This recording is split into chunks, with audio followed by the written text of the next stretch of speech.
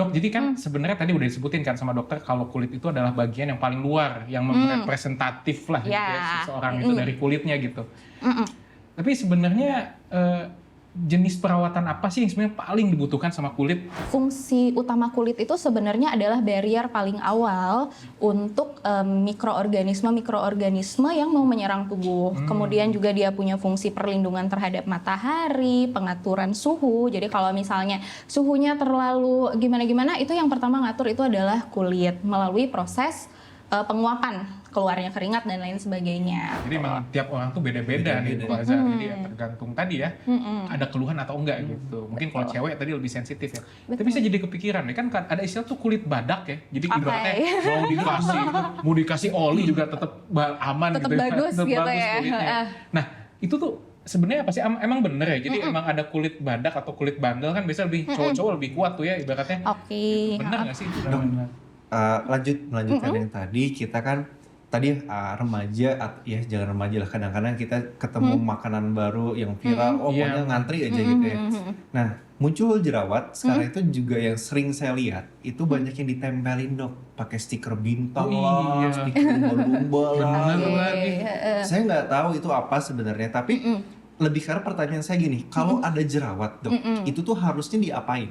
Apakah dibiarin aja atau kayak tadi saya dengan penuh penyesalan pencet aja gitu, atau harus diapain sih dok? Atau ditempel stiker? Ditempel stiker aja. Ditempel stiker ini sebenarnya kalau boleh jujur aja, aku tuh nggak tahu apakah stikernya ini dia kandungannya sama seperti yang aku pikirkan. Cuman memang di dalam dunia medis itu memang ada stiker patch yang kita tempelkan untuk kelainan-kelainan kulit yang bernanah ataupun basah. Tujuannya apa? Supaya si nanah sama basahnya itu terserap ke dalam si patch itu. Jadi dia kering, cepat kering gitu. Jadi mungkin kurasa sebenarnya cara kerja itu sama seperti stiker akne yang ada beredar zaman sekarang gitu. Cuman ya balik lagi, segala sesuatu yang kita tempelkan dalam waktu lama itu bisa menyebabkan iritasi juga kalau misalnya kulitnya sensitif gitu. Tapi sebenarnya perlu diapain dok kalau ada jerawat? Sebenarnya kalau acne patch aku setuju sih gitu untuk mempercepat keluarnya si isi cairan jerawatnya itu gitu. Cuman yang ditempelin emang benar-benar acne jerawat gitu, bukan komedo. Karena komedo itu kan ada yang blackhead, whitehead dan lain sebagainya. Itu sebenarnya perlu keluar. Gitu, itulah yang kita keluarkan melalui facial. Itu ekstraksi komedo facial itu kan sebenarnya ekstraksi komedo itu harus dikeluarkan. Tapi kalau jerawat jangan. Gitu. Kalau jerawat, karena jerawat itu kan dia peradangan yang sudah ada isi bakterinya tuh. Jadi kalau kita pecahin, yang pertama bisa meningkatkan risiko timbulnya dekokan ya, bekas jerawat.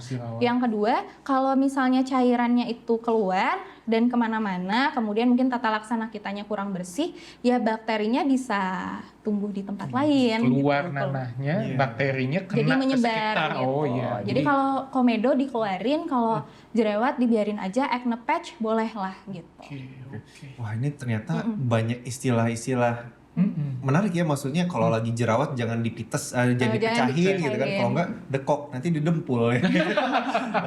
Itu gak boleh. Terus kalau kebalikannya, kalau yang komedo yang di hidung ini ya dok ya biasanya, itu malah harus dikeluarkan ya dok. Itu sebaiknya dibersihkan. Oke. Dok, bahayanya apa sih kalau misalnya kita mecahin jerawat tadi? Selain tadi ya misalnya dekok, kan itu lebih ke arah estetik ya. Nah bahayanya yang apa ya, gimana ya, yang lebih hati-hatilah jangan dipecahin gitu. Ya? Jadi sebenarnya aku sempat pernah baca jurnal ya, walaupun sebenarnya belum pernah mengalami sendiri. Jadi untuk infeksi yang ada di garis tengah wajah ya, jadi terutama di hidung, dagu ya, di garis tengah wajah itu sebaiknya jangan ada intervensi yang sifatnya tidak steril. Kenapa? Karena disebutkan pembuluh darah di situ tuh nyambung ke area otak. Jadi bisa menyebabkan infeksi yang lebih serius lagi gitu. Jadi di jurnal yang aku baca, intervensinya itu kalau nggak salah aku lupa di hidung atau di dagu gitu, intervensi sendiri. Jadi dia mecahin sendiri, kemudian dia berakhir tidak sadar kalau nggak salah di rumah sakit. Jadi si bakterinya itu jadi kemana-mana gitu. Jadi jadi area tengah wajah ini kalau di kita bilangnya danger zone gitu. Jadi berarti zona yang dari sini sama sini ya? Kalau terutama di area ini sih, tengah hidung bulatan ini sih, terutama di situ gitu. Jadi itu tuh kayak danger zone-nya kita. Kalau ada kelainan kulit sebaik yang sifatnya infeksi ya, misalnya tadi jerawat atau bisul, itu sebaiknya tidak dilakukan intervensi yang kita ragukan kesterilannya gitu. Jadi maksudnya ya udah aja dibiarin gitu. Karena di jurnal yang aku baca itu dia sampai nggak sadar gitu. Jadi asumsinya saat itu adalah memang karena tindakan dia yang melakukan pemecahan jerawat sendiri gitu. Hati-hati tuh ya, berarti yang hidung ya, niatnya mau mencetin malah jadi pingsan, apa hilang sadar ya. Hilang sadar, berarti hati-hati banget ya. Nah, Dok tadi juga sempat nyinggung kan kalau misalnya tadi ada komedo ya, kalau komedo kan harus dikeluarkan ya melalui facial ya tadi ya. Betul. Nah sebenarnya ada ini nggak sih, ada apa ya istilahnya tuh batas kita harus facial dimana minimal berapa bulan sekali atau apa gitu, ada nggak sih Dok sebenarnya sarannya gitu? Mungkin kita mengikuti turnover-nya kulit ya. Turnover kulit itu kan sekitar kurang lebihnya 28 hari sekali, anggaplah 1 bulan. Jadi maintenance untuk kebersihan kulit salah satunya lewat facial mungkin direkomendasikan lebih baik di 1 bulan sekali. Tapi sebenarnya Bro Azhar pernah facial nggak? Enggak. Iya makanya dikit. Facial saya adalah facial personal, jadi kaca. Nah, itu Otodidak. tapi sebenarnya kalau ibaratnya nih kita kan cowok-cowok malas ya Dok ya, ibaratnya facial aduh kapan lagi ya gitu. Nah itu sebenarnya masih aman nggak sih sebenarnya Dok? Atau memang harus sekali seumur hidup facial atau gimana sebenarnya Dok? Mungkin kalau nyobain sekali ketagihan ya Dok ya. Oh gitu. jangan Apalagi saya masih remaja ini Dok. Oh ini masih apalagi di usia remaja. Hormonnya kan masih remaja nih. Masih mencari jati diri. Nih. Pengen nyobain gitu ya. Betul. Jadi itu tuh jatuhnya kayak maintenance lah. Sekali lagi kalau yang basic skincare aku bilang tadi itu ada 3 itu. Kalau ada waktu boleh cobain facial, itu nggak apa-apa. Itu untuk maintenance, bisa memperbaiki masalah-masalah kulit juga, terutama yang kaitannya sama komedo, pori-pori, itu bisa dia membantu gitu. Tapi mandatory nggak harus nggak gitu ya. Ya kalau bisa bagus, kalau nggak pun ya tidak wajib gitu. Tapi kalau memang punya permasalahan jerawat gitu ya, atau komedo beruntus-beruntus, memang sebaiknya itu adalah salah satu treatment yang rutin dilakukan. Gitu. Rutin ya kuncinya. Betul. Sebulan sekali. Ya, itu kan bahasa medis ya, kalau bahasa mesinnya itu overhaul gitu ya. Kita maintenance rutin bukan. Makanya gak cuma mobil doang yang lu aja juga. Mesin doang. Coba dompet aja palingnya juga ya. Dia facialnya. Dok, masih berhubungan dengan tadi jerawat dan macam-macam. Rasa-rasanya ini juga banyak yang bisa dijual bebas dan juga ada yang harus ke tempat khusus. Contohnya kan ada apa yang ditempelin hitam tuh stiker tuh kan, dikasih air sedikit terus nanti lepas komedo gitu kan. Ya itu hitam-hitam ya Bro ya. Terus kalau rada-rada ekstrim sedikit kita yang ke wax gitu kan, di wax mukanya ditarik red itu sering banget tuh. Oh itu ya ada ya. Iklan-iklan di reels ya banyak ya. Iya. Kayak hitam gitu Dok. Sakit banget gitu kan ya. Nah, terus ada lagi mungkin tadi yang ke klinik yang bersihkan. Nah, apakah memang ada yang memang udah pakai itu aja, minimal pakai yang tadi patch untuk ngelarin komedo gitu, atau sebenarnya itu tidak direkomendasikan dan lebih baik langsung ke yang karena tadi ya garis tengah tadi ya? Oke. Jadi kalau untuk yang komedo ya, jadi maksudnya kalau yang garis tengah itu kan sebenarnya adalah ketika kita jelas-jelas melihat di situ ada infeksi. Jadi ada nanahnya gitu ya. Kalau komedo itu kan sebenarnya bukan bentuk infeksi, tapi dia kalau dibiarkan dia akan jadi ongoingnya jerawat lah gitu. Dia itu bibit-bibitnya jika dibiarkan gitu. Bibit-bibitnya gitu ya. Jadi maksudku kalau kita udah ngelihat ada pasien yang komedoan, ya udah ini dia akan rentan jadi jerawat gitu. Tapi dia bukan jerawat, dia belum ada infeksi di situ, belum ada peradangannya lah di situ gitu ya.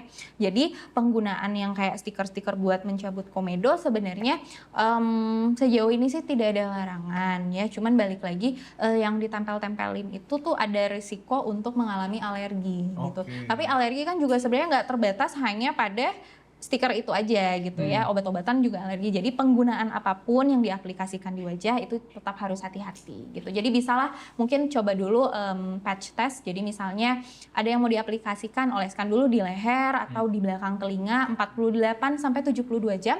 Kalau tidak ada reaksi gatal-gatal, beruntus merah berarti aman. Ya udah go aja gitu. Menarik tuh cara ngetesnya. Tadi Dok. mana? Ya. Dicek di mana dok tadi? Bisa ditempel atau dioleskan di belakang telinga atau telinga. leher. Itu tuh bagus tuh ya. Berapa jam Betul. tadi? 48 sampai 72 jam. Oke. Kalau tidak ada reaksi, Bawa ke- aman. Kayaknya khusus sesi ini saya banyak takutnya, banyak angka sama banyak istilah. Saya takut, ini kayaknya nggak bisa. Postesnya nanti aduh, Iya, serem nih susah nih angka soalnya. Dok, tapi ini juga nih, saya dapat juga nih info, maksudnya terkait jerawat ya dok ya. Katanya tuh makan coklat tuh bikin jerawatan, bener gak sih dok? Kacang tuh. Iya, kacang, Oke, coklat. aku setuju sih kalau itu ya. Jadi kalau dulu tuh kita dibilangnya jangan mengonsumsi makanan berminyak ya, makanan pedas. Tapi justru sebenarnya kesini-sini itu semakin banyak penelitiannya bahwa makanan yang menyebabkan jerawat itu justru makanan yang glycemic indexnya tinggi, makanan yang manis-manis, Manis. makanan yang dairy product dan turunannya seperti susu, yogurt, keju, coklat gitu. Kenapa? Karena dia langsung berpengaruh ke reseptor jerawatnya lah gitu. Dia akan mempengaruhi hormonal kita. Jadi dia lebih komedogenik dan aknegenik dibandingkan sama makanan yang berminyak dan pedas itu. Jadi yang manis-manis tuh. Betul. Justru makanan manis. Oke, tapi kalau dirinya udah manis gimana? Baru Gitu. mau ngomong. Jadi reseptornya siapa? Ini reseptornya siapa dulu nih? Reseptornya dulu siapa? Hati-hati ya, ini live. Oh, live. Oke dok, ini, lagi ini tema yang menarik, tapi tetap ada batasan waktunya dok. Syukur-syukur nanti sangat menarik dan banyak yang request, kita bisa extend lah nanti. Nanti ada sesi Nah, bareng sesi Dokter khusus Olive nih. lagi. Bisa juga. Dok, yang terakhir nih, yang ketiga. Oke, kok ini dokter Mas Azhar aja nih yang angkat kayaknya. Nih, kita lihat ya. Yang terakhir. Nah, Oke. apa nih? Kenapa feelingnya kuat sekali? Apa nih? Ya, infeksi menular seksual. Oke. Ini bahaya, ini tolong diperketat untuk Harus ada- Harus ada sensor. pagernya. Iya, harus ada. ini harus sensornya luar biasa. Nih dok, bisa kasih tahu dulu nggak sih infeksi yang menular gitu kan? Tadi kan ada banyak infeksi-infeksi, tapi khusus ini ada kata seksualnya gitu. Oke. Nah, bisa dijelasin, bisa kasih pencerahan dulu nggak dok? Ya mungkin nggak perlu dicerahin lagi ya apa yang perlu aku bilang dengan kata-kata yang sejelas itu. Jadi infeksi menular seksual itu adalah infeksi yang dia menular dikarenakan adanya aktivitas seksual. Tapi perlu ditekankan aktivitas seksual itu tidak selalu genital to genital, nggak selalu kelamin dengan kelamin. Ada oral sex zaman sekarang, ada anal sex itu juga bisa. Kemudian juga bisa penularan ini kan lewat cairan tubuh ya sebenarnya. Jadi bisa nih penularan ini terjadi non seksual, itu maksudnya misalnya dari plasenta. Jadi dari ibu ke janinnya. Tapi tentu si ibunya ketularannya dari aktivitas seksualnya gitu. Ari-ari ya, Dok, ya, plasenta. Ya betul, ari-ari. Jadi penularan lewat ari-ari, kemudian lewat transfusi darah itu juga bisa, kemudian lewat air susu ibu itu juga bisa salah satunya. Jadi maksudnya, tapi tetap kenapa sang ibu ya, si ibunya bisa menularkan, tentu sebelumnya ada penularan seksualnya gitu. Siapa dulu? Kayaknya siapa dulu? takut nanya. Tapi mendingan kita ini juga sih, karena pasti dari Sobat Sehat semua juga penasaran nih. Infeksi menular seksual itu sebenarnya kalau dari gejala nih dok kayaknya, apa sih yang biasa dirasakan sama orang yang memang punya infeksi ini gitu? Nah, kebetulan infeksi menular seksual ini kan banyak banget tuh. Kalau anggaplah yang paling sering saya temukan itu kan kencing nanah, sifilis, sama kutil kelamin ya, itu yang paling sering. Kalau kencing nanah gejalanya tentu ada rasa panas terbakar di lubang kencingnya, disertai dengan keluarnya cairan yang warnanya putih kental, kuning kental gitu. Kalau kutil kelamin, keluhannya ya jelas dari namanya ada kutil gitu di area kelaminnya gitu. Tapi balik lagi ya, tidak menutup kemungkinan bisa muncul di area lain karena aktivitas seksual kita tuh zaman sekarang udah bukan kelamin dengan kelamin lagi gitu. Si kutil bisa kita temukan di area rongga mulut, itu bisa. Kenapa? Ada oral sex zaman sekarang. Kemudian untuk beberapa populasi tertentu yang melakukan anal sex, kita bisa temukan di lubang anus gitu. Nah, yang permasalahannya mungkin yang di tengah ini yang tadi saya sebutkan sifilis gitu. Sifilis itu kan keluhannya sebenarnya lecet, raja singa kalau kita bilangnya raja singa tuh. Keluhan pertamanya itu kan sebenarnya adalah luka lecet di kelamin. Tetapi sayangnya ya si luka lecet sifilis itu khas sekali, dia tidak nyeri dan bersih. Oh gitu. Jadi kalau misalnya ternyata lukanya ada di area yang kita nggak bisa lihat, artinya yang benar harus kita obok-obok dulu tuh baru kelihatan. Jadi biasanya cenderung orang nggak akan merasa ada luka itu. Nanti luka itu dalam waktu beberapa bulan atau beberapa minggu dia bisa sembuh, tapi bukan sembuh juga. Si kumannya itu udah makin dalam gitu. Jadi yang di luar di genital udah sembuh tapi dia udah masuk ke sirkulasi darah. Jadi sebenarnya yang sering saya temukan langsung di tempat praktek itu adalah sifilis yang fasenya udah nextnya gitu. Udah kemana-mana gitu. Jadi kita akhirnya bisa ketangkep pasien-pasien sifilis ini adalah ya sayangnya lagi dari ibu-ibu hamil. Karena ini adalah salah satu pemeriksaan yang diwajibkan oleh pemerintah. Jadi begitu si ibunya nggak ada keluhan, tapi tiba-tiba dilakukan pemeriksaan, ternyata positif. Setelah itu dilakukan pemeriksaan ke pasangannya, barulah ketahuan gitu. Jadi biasanya fase awal sifilis itu sebagian besar kita terlewat gitu. Karena tadi ya luka yang tidak sakit, tidak ada nyerinya sama sekali dan dia bersih gitu. Jadi kayak luka lecet aja, kayak kecowel aja gitu. Kalau laki-laki mungkin dia sadar tapi mengabaikan. Permasalahannya di perempuan kan area kelaminnya nggak terekspos kayak laki-laki ya. Betul. Jadi biasanya mereka nggak tahu gitu, nggak tahu ada luka itu gitu. Sebenarnya jadi kepikiran juga dok ya. Tadi kan serem-seremnya gitu ya. Udah ada luka. Berbahaya sekali. Jadi tadi serem-seremnya. Tapi pertanyaan pertama mungkin bisa di-clarify dok. Bisa sembuh nggak? Bisa sembuh. Tapi kalau untuk kutil kelamin itu sifatnya bisa setelah kita sembuhkan. Ada kondisi-kondisi tertentu yang dia bisa keluar lagi karena virusnya masih tetap ada di kita gitu. Jadi selama dia tidak ada dia nggak muncul manifestasi kutilnya, sebenarnya tidak akan menularkan ke pasangan gitu. Kalau kencing nanah bisa sembuh ya selama tidak ada nanahnya. Nah dok, sebenarnya juga ini nih terkait si infeksi menular seksual itu, apakah memang hanya terjadi pada orang yang suka gonta-ganti pasangan saja atau memang semua orang juga punya resiko yang sama gitu? Resiko jadi si penular ini adalah populasi yang sering berganti pasangan. Di bawahnya ada populasi yang tidak suka berganti pasangan, tetapi dia termasuk populasi yang sering mengalami IMS. Itu adalah ibu rumah tangga. Gitu. Dia ketularan dari pasangannya yang kebetulan suka bergonta-ganti. Jadi apakah mungkin dia nggak gonta-ganti pasangan ketularan? Ya bisa aja kalau pasangannya yang sah ini ternyata suka bergonta-ganti. Terus tadi udah dijelaskan juga kan ada penularan yang tidak melalui hubungan seksual, itu dari ibu ke janin yang dikandung atau melalui air susu ibu, itu untuk HIV gitu.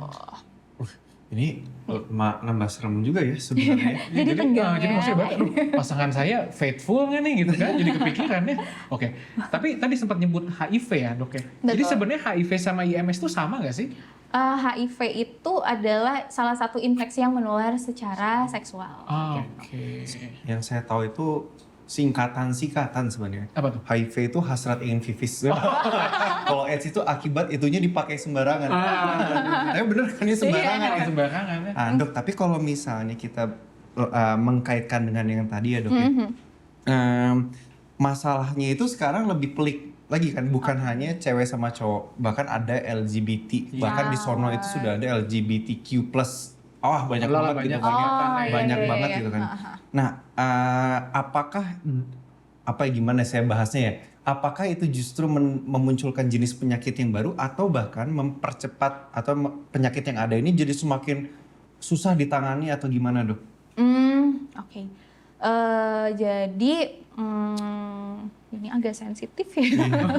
Jadi Jadi ya kalau boleh jujur, jadi memang agak sulit untuk dieradikasi, diputus rantainya agak sulit karena biasanya pasangannya lebih dari satu, itu yang pertama. Kemudian pasangannya ini juga bisa jadi ternyata sudah menikah. Jadi penularan bisa ke ibu yang sedang hamil atau menyusui, itu juga bisa. Terus apakah bisa memunculkan penyakit baru? Nah kebetulan mungkin sempat dengar monkeypox ya?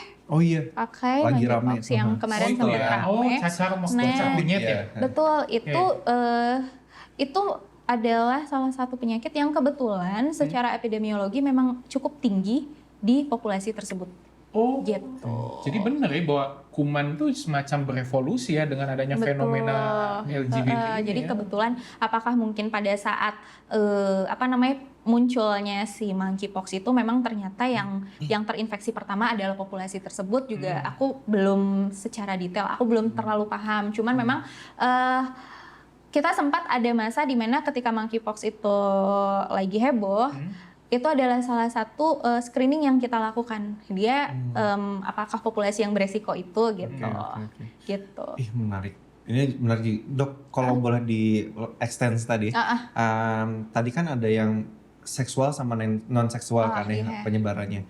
Nah, apakah kalau misalnya sedang berhubungan seksual kan ya pakai kondom atau apapun itu. Tapi misalnya nih berciuman atau bahkan mungkin berpelukan atau bahkan mungkin batuk gitu kan, atau pokoknya ada droplet nih si ludah ini kan nih ya, atau bersin gitu kan, bersin gitu kan. Kumannya langsung masuk. Apakah itu berpengaruh atau berpotensi menyebarkan juga? Kalau untuk droplet enggak, kalau berpelukan juga enggak, tapi kalau berciuman masih ada kemungkinannya. Karena kan balik lagi yang tadi aku bilang bahwa aktivitas seksual kan sekarang bukan genital to genital aja, ada oral sex. Jadi kita bisa ketemu tuh kutil di rongga mulut bisa. Kita bisa ketemu luka lecetnya sifilis di rongga mulut bisa. Kita bisa ketemu kencing nanah yang harusnya ada di saluran kemih di rongga mulut itu bisa gitu. Jadi penularan melalui rongga mulut itu ada gitu. Jadi kalau berciuman juga ada risikonya gitu. Risiko. Tapi mungkin tidak sebesar lewat ini ya, cairan tubuh yang lain. Oke. Ih, ini masih sebenarnya seru topiknya ya. Seru tapi seram tapi pengen tahu gitu ya. Tapi nggak apa-apa kita bedah terus ya. Dok, kalau misalnya di sepengalaman dokter nih menangani, sebenarnya yang paling banyak itu apa? Dan biasanya ini supaya kita aware juga ya, sekarang ini paling banyak ditangani itu kasus apa dan karena apa sih biasanya, Dok? Gitu?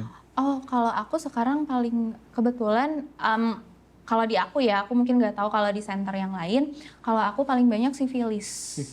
Yang Raja Singa tadi ya? Betul, yang Raja Singa tadi. Dan sebagian besar sudah di fase yang next-nextnya, yang sudah late stage-nya lah gitu. Stage itu gimana sih, Dok? Maksudnya boleh nggak dikasih gambaran, kalau kanker kan ada stadium 1, 2, 3 dan seterusnya. Apakah ini ada seperti itu juga dan apa aja nih gitu?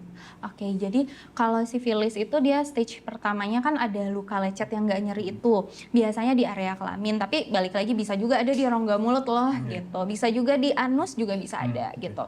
Kemudian masuk ke fase kedua kan si bakteri sudah masuk ke sirkulasi darah. Itu masih muncul tuh keluhan, biasanya ada bercak-bercak di tubuh, di telapak tangan sama telapak kakinya, tapi balik lagi sifilis tidak bergejala, jadi ya bercak aja, nggak gatel, nggak perih gitu. Nah biasanya aku ketemu di fase ketiga. Fase ketiga itu fase latennya lah, jadi nggak ada keluhan apa-apa, tapi dia bisa menularkan gitu.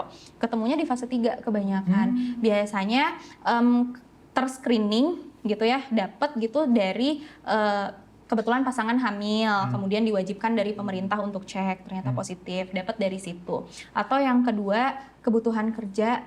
Jadi ternyata sekarang kalau mau kerja ke luar negeri ada pengecekan itu juga, itu ke filter lagi, gitu. Jadi justru terfilter dari hal-hal yang sifatnya administratif, dari screening malah ya, screening, gitu. Akhirnya ya mereka berobat karena mereka perlu, gitu. Betul.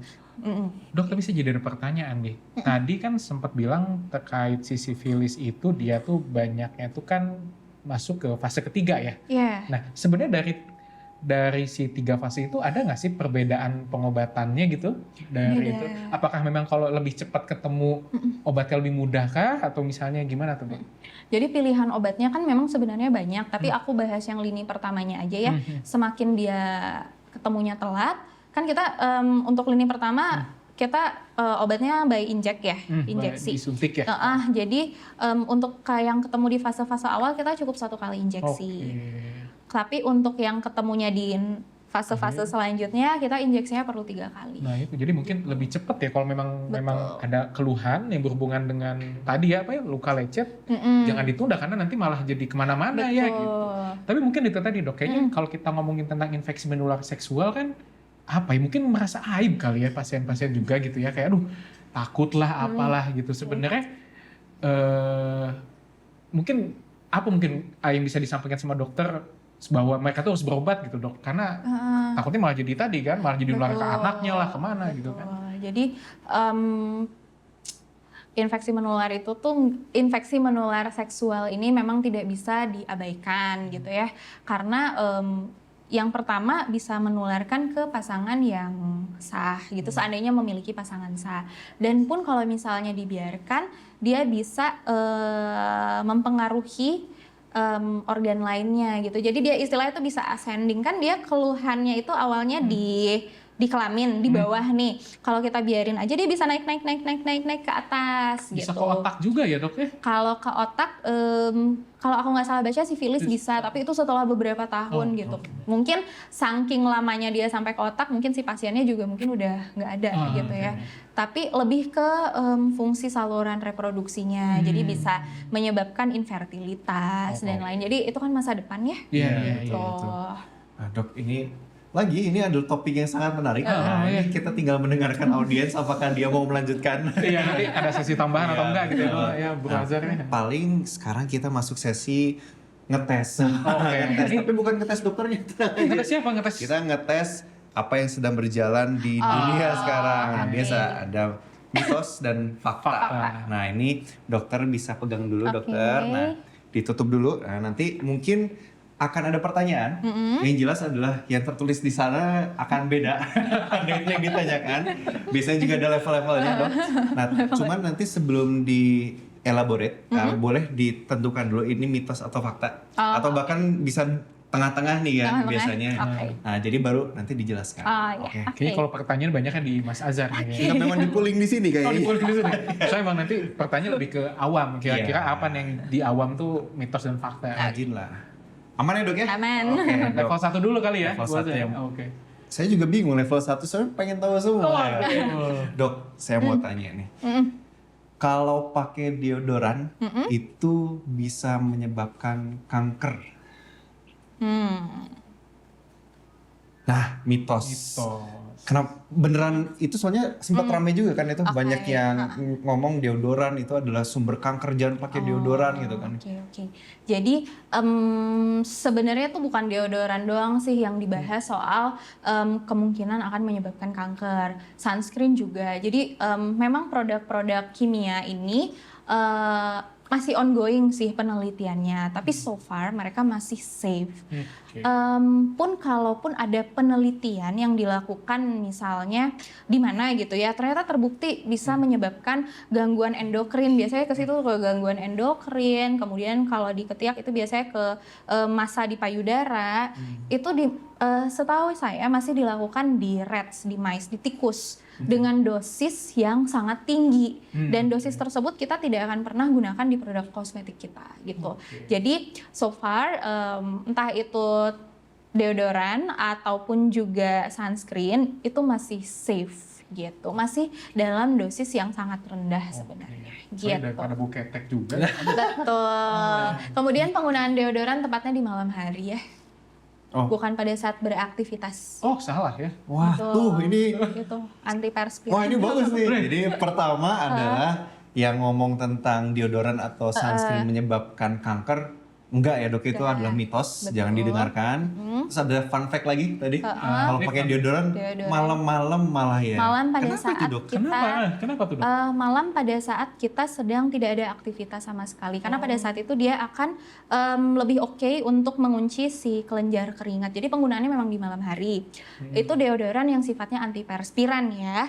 Tapi begitu nanti di pagi hari sebenarnya tidak perlu digunakan. Tapi in case pengen menggunakan deodoran yang isinya parfum, ya nggak apa-apa gitu. Tapi si antiperspirannya itu dia works ketika kita sedang tidak beraktivitas. Jadi lebih cenderung bagus digunakan di malam hari gitu. Jadi didiamin aja semalaman. Oke. Wah ini fun fact menarik sekali nih, bagus ya. Nggak cuma dikasih mitos fakta Iya, ya, tapi ada dikasih juga tambahan. fun fact-nya Ini, ya. ini memang nggak salah ngundangnya. Dokter Olive tuh emang nih keren. Lanjut, kita lanjut kedua ya dok ya. Oke. Yang kedua adalah bau badan itu gara-gara salah pakai sabun. Wah, Itu sering banget tuh, itu susah banget lagi. Susah bener ya ini. benar gak sih? Oke, aku ini deh. Wah, So- mitos. Kenapa itu dok? Jadi kalau bau badan itu tuh memang ada ininya sih, memang ada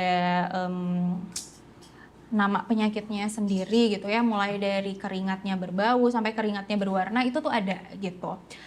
Penyebabnya adalah bakteri, kemudian yang kedua iritasi justru Oke. sebenarnya. Jadi bukan kesalahan penggunaan sabun, tapi kalau dia menggunakan sabun yang memang dia terlalu exfoliate, terlalu keras gitu ya, ya bisa menyebabkan iritasi di area ketiak, ya ujung-ujungnya bau badan. Tapi si baunya itu sendiri utamanya asalnya dari bakteri gitu. Jadi pengobatan bau badan pun kita biasanya di tempat praktek kita ada antibiotik olesnya lah gitu. Jadi bukan hanya bau aja gitu. Dok, tapi bau badan ini sama kayak feromon gak sih dok sebenarnya? Kan ada tuh istilah Oh feromon. iya, feromon teh. Tapi feromon ada ya dok di manusia. Oh iya, makanya itu. Iya, saya juga sebenarnya kurang ini ya, kalau nggak salah feromon itu tuh bau yang ditimbulkan binatang untuk menarik pasangan ya. Iya. Ya. Beda ya berarti. Gak tahu dok, kalau dokter gimana tuh? Oh, saya juga nggak tahu. Tertarik dengan Oh, cuma maksudnya dalam artian berarti normal tuh bau ya. Nah, kalau wangi sih, kalau keringat itu bau amonia ya kalau saya nggak Amonia. salah ya. Oke dok. Ada bau yang kurang nyaman itu biasanya ada tambahan bakterinya. Oh, oke. Kalau feromon pada manusia, saya belum terlalu paham sih ya Oke. sebenarnya ya kalau feromon pada manusia. Oke, siap. Jadi banyak insight nih ya. Iya, Oke. benar. Kita lanjut dok. Oke. Rajin cuci muka, mau pakai scrub atau enggak, itu bikin kulit wajah sehat. Oh, itu aku Wah. seberapa rajin sebenarnya gitu. Karena Oke. aku sebut mitos karena kalau kita cuci muka itu sebenarnya sih dengan sabun untuk dry skin tuh 1 kali sehari sebenarnya cukup.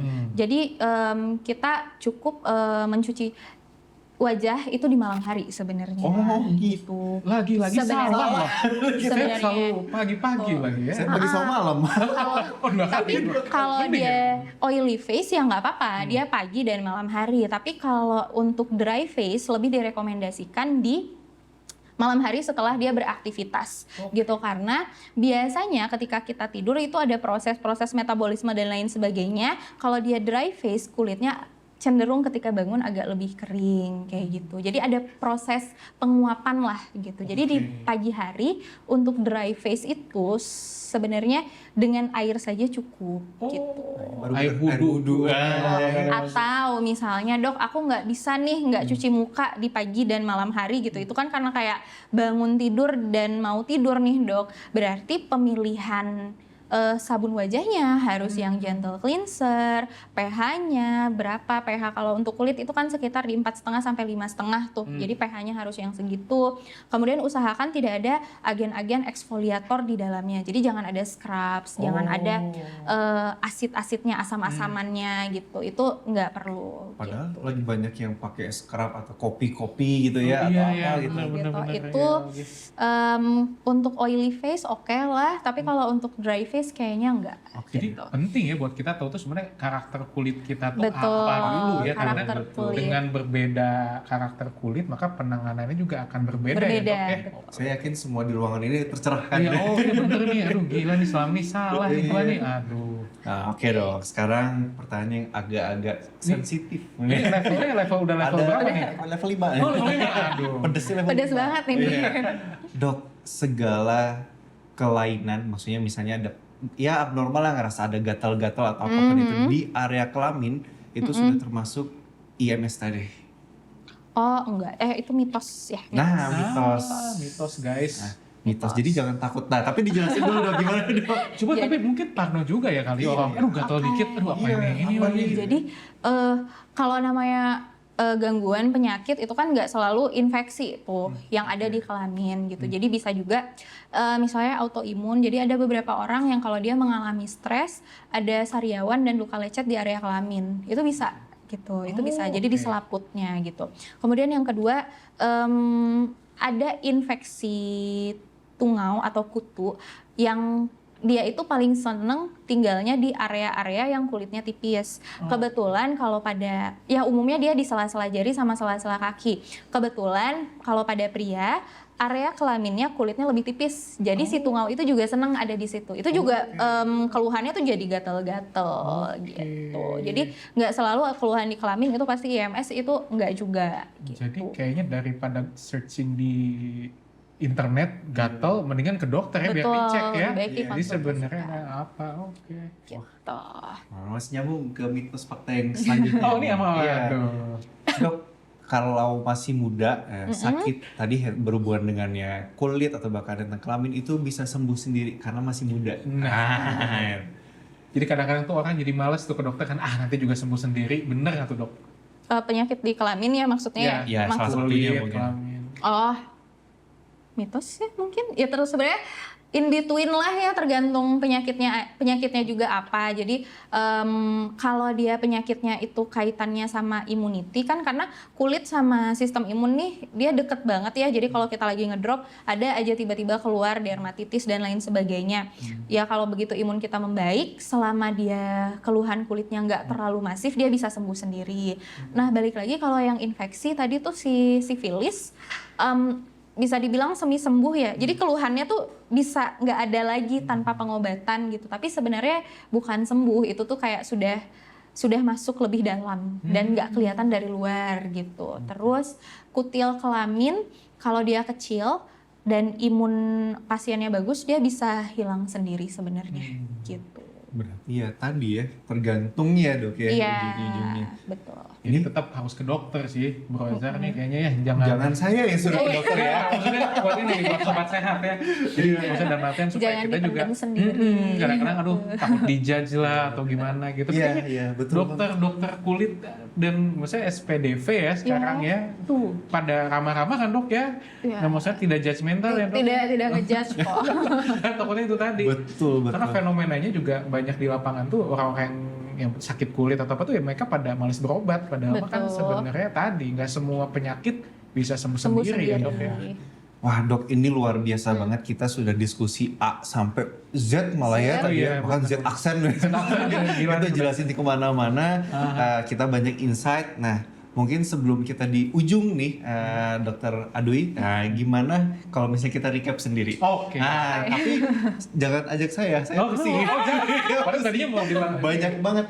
Dok boleh nggak tadi kan kita sudah sedikit recap ya, kita tadi bahasnya cukup banyak mulai dari tentang wajah tentang merawat kulit dan wajah, terus kita juga ngomong tentang jerawat, kita juga ngomong tentang aging, dan terakhir adalah tentang yang seksual tadi, penyakit seksual. Nah bisa nggak dokter misalnya kita recap sedikit?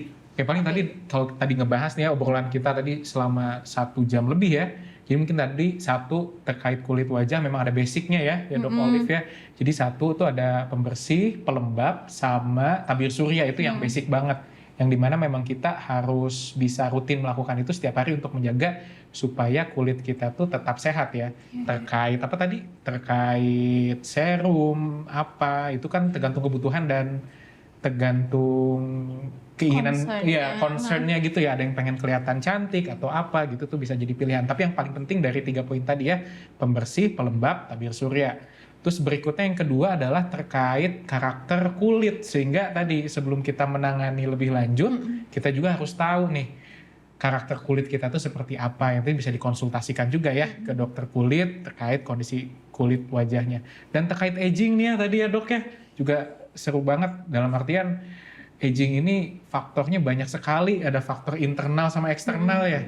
Dimana faktor internal itu ya tadi bawaan dari tubuh yang emang nggak bisa kita modifikasi terlalu banyak, tapi faktor eksternal ya dok yang bisa kita atur dari apa tadi, cahaya matahari UV, kadar UV yang tinggi, jadi kita harus pakai pelindung. Kemudian makanan yang kita makan itu juga harus kita atur. Kemudian pola tidur tadi ya yang saya ingat banget tuh ya. Jadi tidur harus kayak putri tidur ya. Jadi supaya kulitnya tetap kenceng gitu. Jadi nggak ngadep kiri kanan apalagi telungkup tadi ya. Kemudian juga terkait jerawat tadi ya dok ya. Bahwa jerawat itu memang rutin terjadi di remaja karena faktor hormon, tapi tidak menutup kemungkinan juga buat di dewasa mengalami jerawat. Dan tadi ingat ada danger area ya. Daerah mana? Ini tengah ya, tadi daerah jidat, hidung sama dagu, karena sampai ada orang kasus sampai penurunan kesadaran. Jadi hati-hati nih ya buat sobat sehat, jangan sampai ngotak-ngatik area situ. Terus juga terkait infeksi menular seksual juga itu adalah suatu hal yang penting buat kita waspadai juga, apalagi pada kelompok beresiko, dan jangan sepelekan karena banyak jenis infeksi menular seksual yang dia bukan yang nggak kelihatan, tapi dia sembunyi. Ya, jadi memang penting buat kita lakukan pemeriksaan. Bahkan tadi banyak kasus infeksi menular seksual yang baru ketahuan pas screening ya. Dok, nah itu tadi, makanya dalam artian kalau memang ada keluhan harus segera ke dokter. Dan terkait tadi deodoran bikin kanker, enggak, ternyata mitos. Jadi banyak hal ternyata di sekitar kita yang ternyata itu adalah mitos. Jadi ya tetap harus ini ya, bahwa kita dengan diskusi ini semoga jadi terbuka buat sobat sehat semua, bahwa kesehatan itu adalah suatu hal yang harus kita follow update terus gitu ya. Jangan kemakan hoax gitu ya. Jadi betul. Jangan lupa, jadi tetap saksikan si podcast ini. Nah, itu dia. Iya, gimana nih? Mantap sekali. Coba mungkin dari Bro Aizar ada tambahan lagi nggak? Takutnya udah full ya, pas. Saya hanya melarikan diri. Jadi memang banyak sekali yang kita dapatkan. Dok, kita udah di penghujung acaranya dok. Sebelum kita tutup, boleh dong kasih closing statement, closing speech dari dokter tentang kita semua nih, tips atau buat sobat sehat semua nih. Mungkin kalau kulit lebih ke seminimal mungkin, tetapi harus konsisten. Itu baru kelihatan hasilnya. Luar biasa, singkat, padat, sangat menjorok ke dalam. Konsistennya, susah banget. Oke, terima kasih Dr. Olive, Dr. Aduy sudah menemani kita di sesi ini. Lagi teman-teman, ini konten yang sangat daging ya dan sangat bermanfaat tentunya. Silakan share atau komen juga, subscribe jangan lupa di acara Obral Kesehatan ini. Terima kasih dan jangan lupa sekali lagi untuk menyebarkan manfaat ini ke teman yang lain, dan sampai jumpa di sesi selanjutnya. Terima kasih. Dadah. Follow podcast ini biar gak ketinggalan episode berikutnya. Ya betul. Sip, thank you semua. Thank you dokter.